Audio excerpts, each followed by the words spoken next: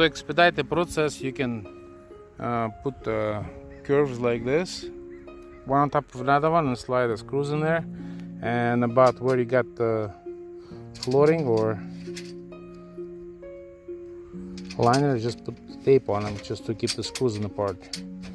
So, and do this through the whole thing. So this is where the next screw is going to be, and there's another one right here, and so on. Put the tape below. So when you get to install, your screws is all there, and you can do them all at once to save your time.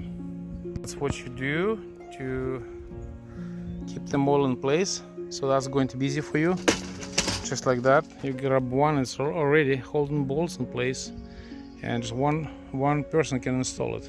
So it takes about 20 minutes to prepare one piece for me and install 2 panels.